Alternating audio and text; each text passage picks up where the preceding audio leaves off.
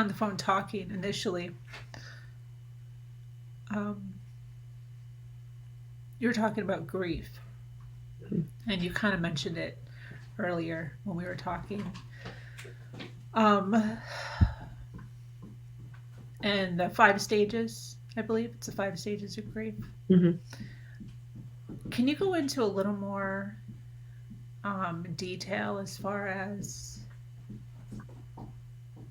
how it relates? Because I am enjoying listening to, sounds dumb to say that, but when you were first speaking, and your first group of individuals that met, the dozen or so, and how it didn't matter when the child died, it was all very similar feelings that went into it. And I think, from my perspective, I can't speak for anybody else, but from my perspective, it seems like it would be different. Um, because, and no offense, and I'm not trying to Yeah. offend at all, um,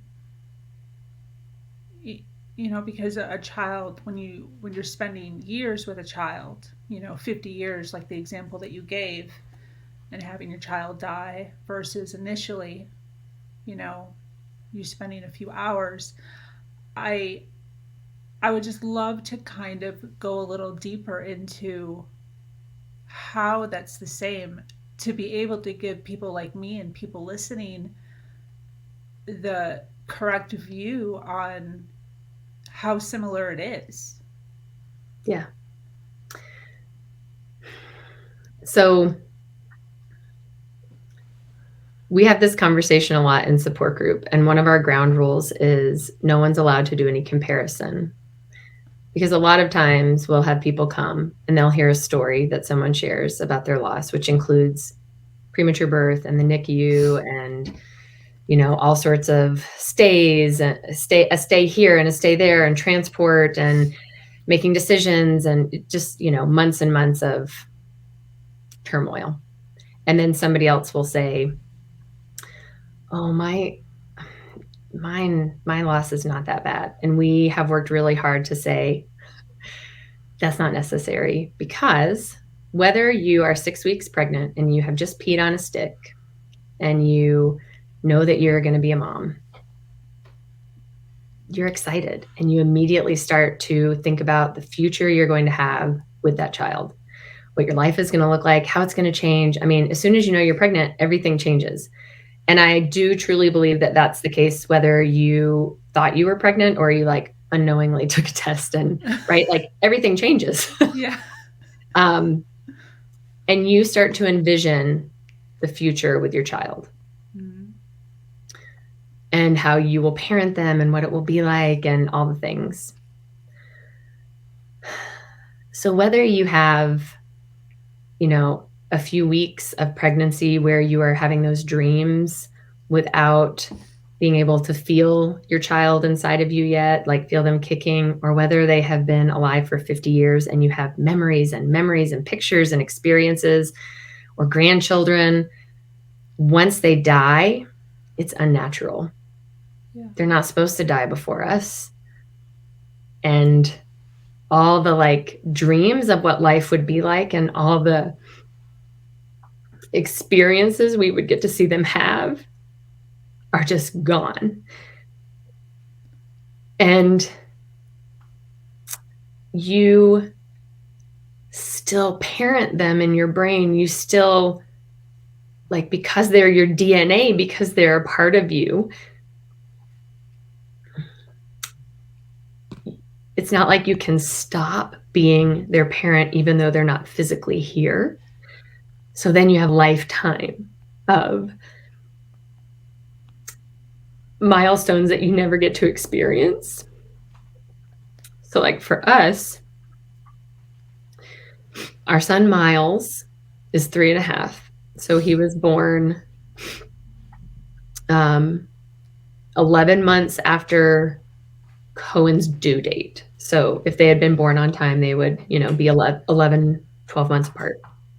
13 months. 13 Wow. months apart. So every milestone that Miles has had has been really hard for me. Like so much Yes. joy and then also so sad. Um, like when he took his first steps,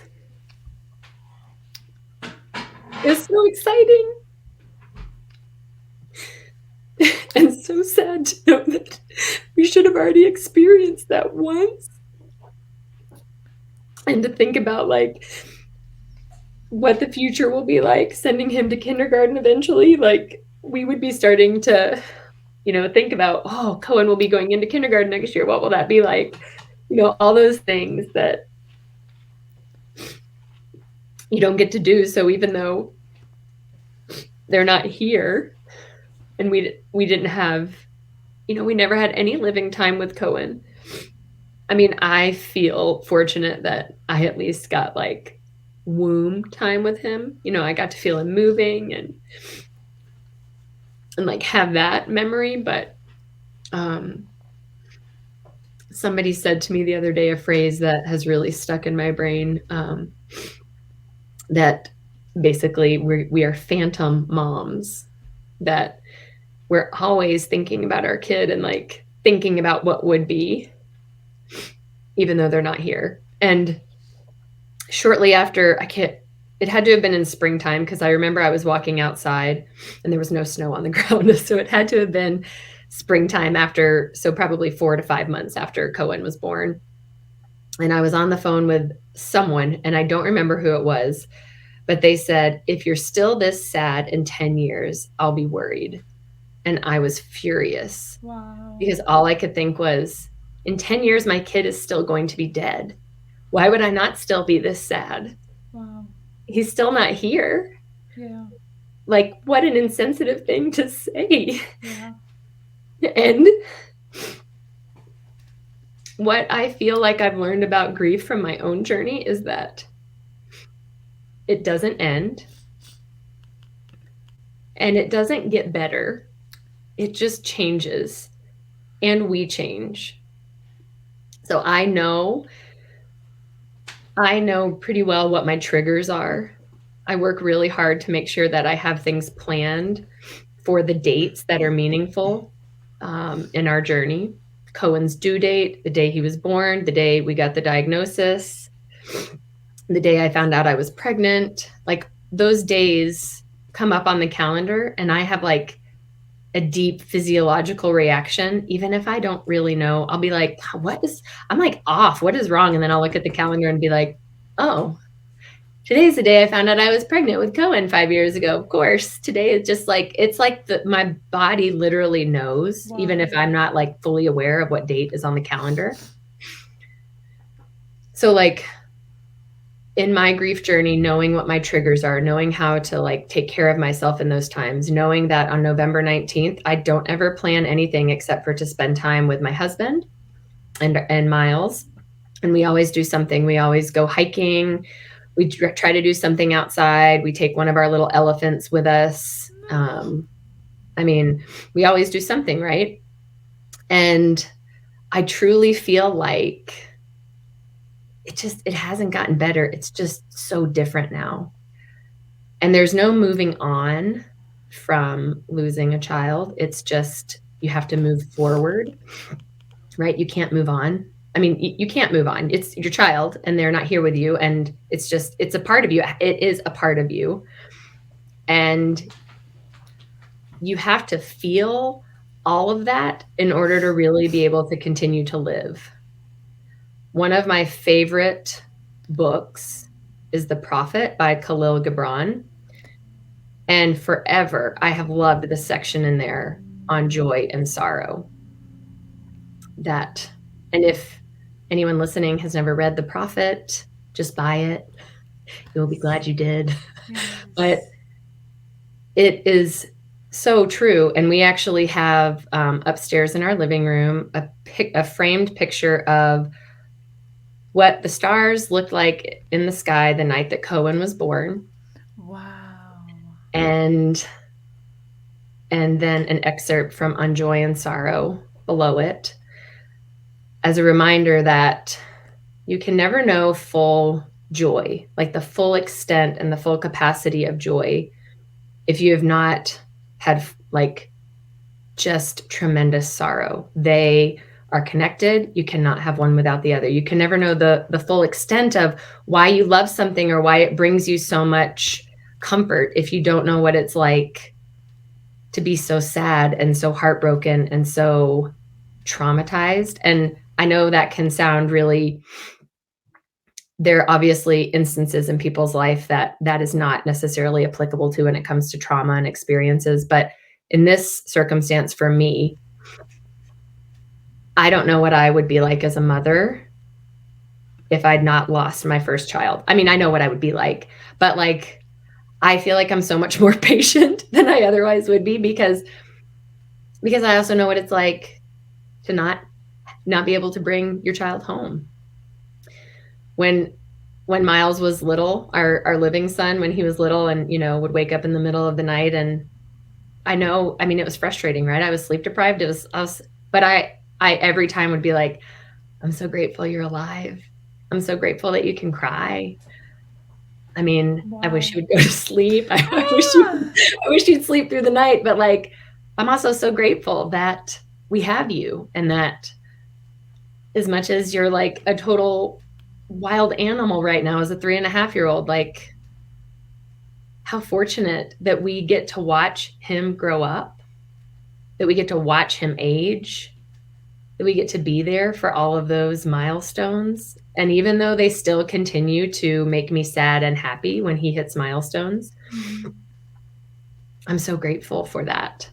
Um, Now that being said, I did start an antidepressant last year, right after right after Cohen's 4th birthday, because it was the hardest one for me yet. I have no idea why. It was terrible. I finally decided, like, I can't just organically take care of my mental health. I have to. So I am on an antidepressant, and it's been one of the best gifts I've ever given myself. And it doesn't mean that I don't still have sadness, and it doesn't mean that I am muted or that I don't have an emotional capacity, right? I have enough help from medicine that I can function and cope and take care of myself and my family, and also still process the reality of what it's like to live after losing a child. Absolutely. Speaking of that, how soon or do you talk to somebody like a therapist, or how long, how soon after did you, like, how did that, because some people are nervous about that, they don't, Oh, yeah. yeah, so how'd that work for you? I mean, I had seen therapists for different things in my life previously, and I was not against seeing a therapist. However, I could not find one here in town that like focused on child loss. And again, I just didn't really want to sit with someone and talk about grief in general. I wanted to talk about, like, my physical body is like a human was in my body and died. Like, I like couldn't just talk about, I needed, which is part of why I started the support group, because I was like, I need to talk to other women who get this, and then at some point I'll look for a therapist. So a few years ago I did start seeing a therapist who, I'm trying to think of, she specialized in EMDR therapy. So Oh yeah. I specifically, I got to the point where I was like, I don't really want to go to talk therapy. This is just for me personally. I knew that I didn't want to go to talk therapy because I talk about it all the time. I wanted to go somewhere where I could like retrain my brain. So I started going and doing EMDR to, retrain those channels so that I wasn't so trauma triggered. And then COVID happened. So I've not been back, but even the little bit of work that we did in the few sessions that I had with her was very helpful. And I do plan on going back eventually because, the reality is Miles is old enough now that he asks a lot of questions about death, and he wants to know, he'll say, when my brother is done being dead, when is he going to come play with me? When my brother is done being dead, when do I get to meet him? And he has he has seen Cohen's urn. Wow. He's held Cohen's bag of ashes. We explained to him, we've shown him pictures, this is your brother. He died, he's too young to understand the concept of death, but I know that I'm going to need some help from a therapist Yeah. eventually, just to help me work through how to explain to Miles what death is and why his brother died. And just, knowing that this is a continual journey for me, that I will never be done processing all of all that has happened and how it has changed me and who I am now and how that affects who I become. Yeah. Yeah. Absolutely. As far as, I don't know what the correct verbiage is for this. I originally worded it as, how do you relieve yourself from these feelings? But I don't like the way that I worded that anymore. Um, you're talking about, therapy. You're talking about EMDR. Was there anything else? And your husband, is he joining you in some of this stuff? Um, I know his journey is his journey, but anything that you want to share? so Joe, he has never come to support group. He supports me in going and running support group. And in the beginning, I had to be, well, I should say about 6 months out, 6 months after Cohen was born, I had to sit him down and say, I know you're processing this differently than me, and you have to be okay with the fact that I'm not okay. And I know you're at a place where, you're still sad and heartbroken, but it's just different for you because you also didn't physically go through the whole process, Yes. right? Like, Yes. I mean, it's just true. And Yeah. we worked very diligently on that because the statistics are that it's somewhere around 80% of couples that experience child loss or miscarriage or infertility get divorced because Yeah, I'm there's a glad you're saying that. misunderstanding there. Yeah. Yeah. It's pretty drastic. Yeah. So I was very much like, I don't want to get divorced. And I need to make sure you understand that it's okay that we grieve differently. I'm not going to judge the way you grieve. So I need you to afford me that same space. Yeah. And we talk about Cohen, but I really talk mostly about my deep feelings with my girlfriends and support group, not because I'm trying to keep something from him, but because they just get it. And I do tell him how I'm feeling, but he's usually like, oh, I'm like, okay, I need a little bit more than that. I mean, he's a very supportive, understanding, kind spouse. I mean, he's wonderful, but it's just not the same for him. And Yeah. that's fine.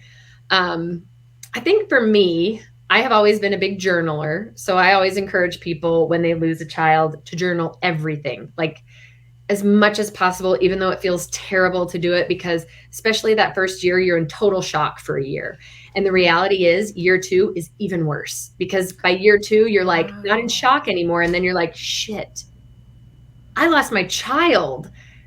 And now it's real. We're not just in like the shock phase anymore. Now I have to go through the rest of my life with this reality. So year two Wow. sucks worse than year one. And journaling was really cathartic for me because now I can read back and in some ways see how far I've come, but also see like how really, really hard it was because you are in such shock that it's hard, but it's good to have a reference point. And there are so many memories you won't remember because you're in shock. Your body is just in survival mode. Yeah. So journaling was really helpful for me. Exercise has been like, I mean, I know it's not everybody's thing, but for me, it has always been very healthy is not the word I want to use, but like it's just my meditation. It's my time. I like feel my best emotionally, mentally, in all the ways when I exercise. So I have continued to be very diligent with that, which is easy for me because I've created a habit out of it. And then making sure I have time to get away, which has been harder because of COVID. But I would always say to my husband, like, I just need to like get away and have like a weekend to myself or a ladies' weekend just to kind of come back to center for myself.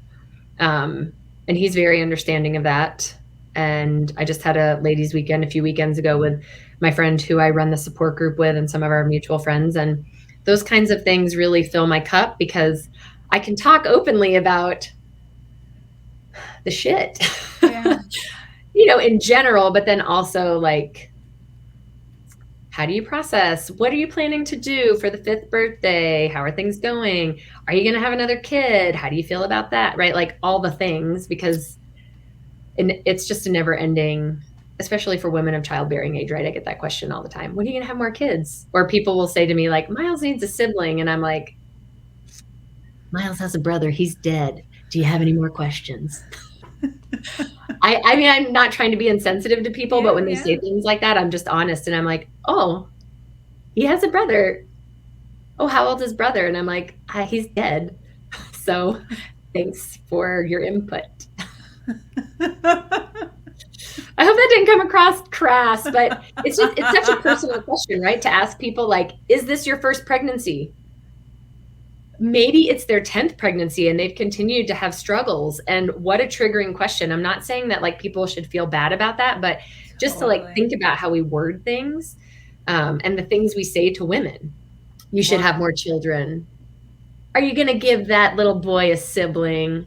What if I just spent $30,000 to have IVF and now we don't have any more money to have another kid, right? Like there's so many ways that we can have conversations with women about their families without using those intrusive questions that can be very triggering. That was kind of a tangent, but no, I thank you for that because these are all things that we don't necessarily talk about if we don't have a realm to relate it to, yeah. you Yeah. know? So I totally understand where that's coming from.